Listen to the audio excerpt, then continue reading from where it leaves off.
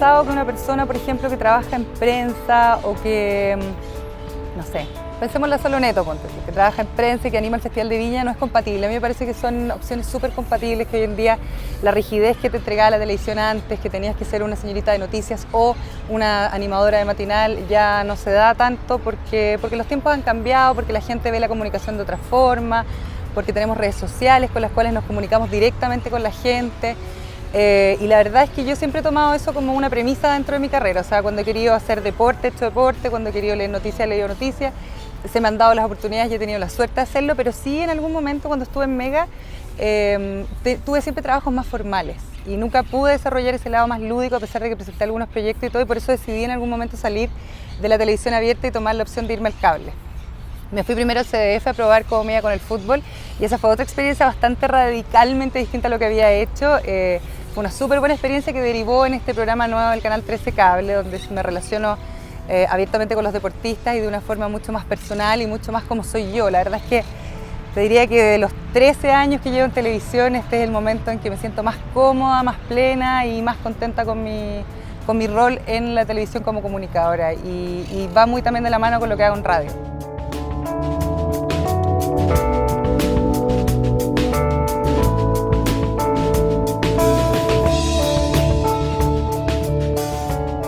Yo creo que cuando tú haces una especialización en algo, evidentemente eso te rinde más dividendo en el sentido de que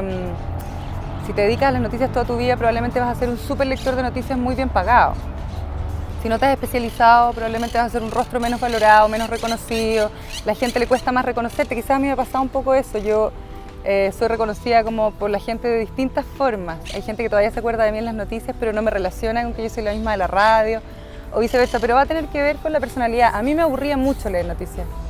Yo me aburría muchísimo leyendo noticias y me han pedido que vuelva a leer noticias y he dicho que no, porque lo encuentro muy aburrido. Me parece que es un rol súper necesario y súper importante. Yo veo las noticias todos los días, pero estás sentada leyendo un teleprompter, no opinas nada y claro, puedes comunicar súper bien un texto, pero es un texto escrito por otra persona. No sé, a mí no era un trabajo que me gustara demasiado, así como no me gustó reportear y alguna vez también lo hice. Y salir de la televisión abierta yo creo que fue una decisión que yo tomé cuando ya logré ser un poco más madura emocionalmente y también intelectualmente, como para decir, oye, valoro mi trabajo desde otra perspectiva, no solamente tengo que estar en televisión abierta, porque además estaba en un canal que a mí no me gustaba, entonces hacía muchas cosas a contrapelo, y cuando haces las cosas a contrapelo comunicas mal. Cuando mejor comunicas es cuando estás contento, cuando te sientes bien, cuando estás relajado, y uno lo ve, no sé, pues cuando tú ves las parejas del matinal que se llevan bien, o las parejas en las noticias que se llevan bien, comunican bien y en general tienen mucho mejor rating y mejor llegada con la gente. Y además me parece que hoy día la comunicación ya está demasiado informal, ya no podéis ser tan formal para comunicar.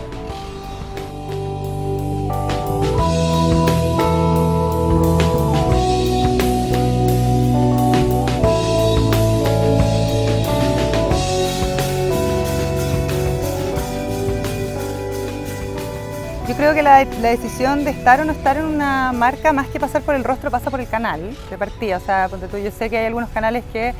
tienen prohibido que sus rostros hablen, por ejemplo, por Twitter de manera personal y que digan que sí a este tipo de campaña. Yo creo que cualquier ser humano que le ofrecen una gran cantidad de plata y una campaña bonita aceptaría hacerlo. Ahora, existe también sí esa dualidad de que si tienes que informar, no sé, pues casos como lo que pasó en La Polar, qué credibilidad puede tener mi rostro para informar ese tipo de casos. Yo creo que al pasar el tiempo y al pasar los años ha quedado demostrado que los rostros en general no son muy vinculados a problemas como el de La Polar. O sea, es cosa de ver al mismo Jorge Zabaleta o ver a la misma Fernanda Urrejola, que en verdad no pasó nada con ellos vinculados a La Polar, porque ellos verdaderamente no estaban vinculados dentro de lo que estaba pasando en la empresa. Yo creo que no sé, yo creo que es un poco exagerado. Me parece que es lo mismo que cuando hablan de aquellas conductoras de noticias que son señoras de futuros candidatos presidenciales, por ejemplo, y claro, en algún momento van a tener que restarse, pero cuando son noticiarios de a dos, tú le puedes dejar la responsabilidad al otro para que dé la noticia y probablemente ella va a tener que callar, no va a poder dar una opinión. Pero son cosas que yo creo que son compatibles, porque lo que te digo hoy día, o sea, yo creo que la comunicación ha cambiado demasiado, yo creo que la formalidad ya no existe. Hoy día tú puedes hablar por Twitter con un seguidor y probablemente esa persona jamás en tu vida lo hubieses conocido si no hubiese sido porque existe Twitter. probablemente nunca te vas a topar con esa persona en tu vida, pero tú puedes mantener una conversación con esa persona y mantener una conversación de tú a tú. Entonces, yo creo que la comunicación cambia radicalmente desde el momento en que existen las redes sociales.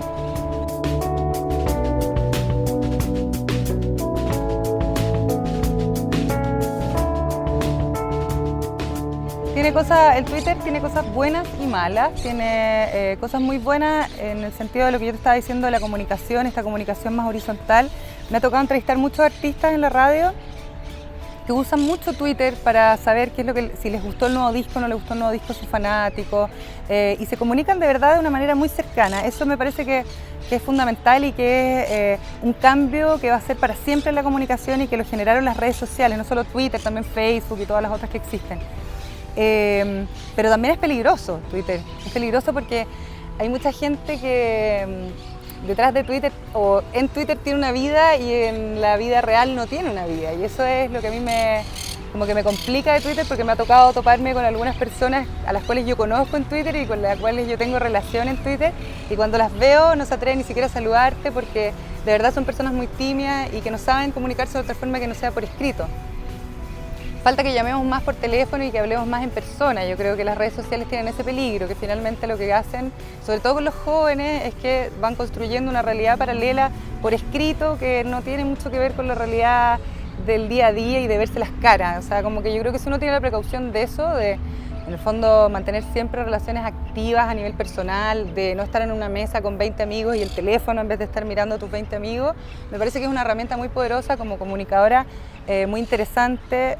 De hecho, he estado así como investigando mucho en términos como sociológicos y lo que pasa en sociedad con las redes sociales, y me parece que hay un cambio drástico y muy, muy importante en la forma de relacionarse, pero el peligro tiene que ver con eso, con dejar de ser personas y meternos en el computador y pensar que a través del computador vamos a poder construir relaciones verdaderas, porque eso no es verdad, y Twitter es muy chiquitito, son 1,5 millones de personas y no es el país es otra cosa y el mundo es otra cosa.